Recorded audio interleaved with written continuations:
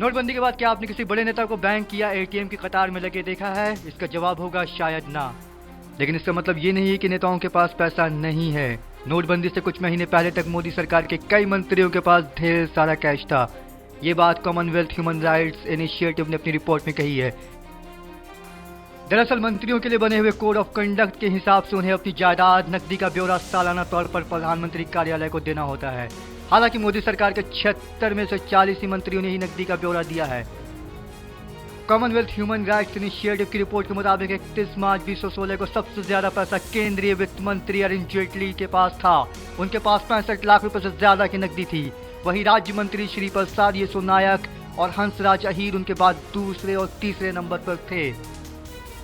परिवहन मंत्री नितिन गडकरी, रक्षा मंत्री मनोहर पर्रिकर, जल मंत्री उमा भारती ने अपनी डिटेल प्रधानमंत्री कार्यालय को नहीं दिया। नोटबंदी के फैसले के बाद नरेंद्र मोदी ने पार्टी के सभी विधायकों और सांसदों से 8 नवंबर से 31 दिसंबर तक की बैंक डिटेल मांगी थी। सारी बैंक डिटेल अमित शाह को देने के लिए कहा गया था। वहीं सारी जानकारी 1 जनवरी 2017 तक जमा करवानी है। हालांकि विपक्ष ने मोदी के इस फैसले पर सवाल खड़े किए थे।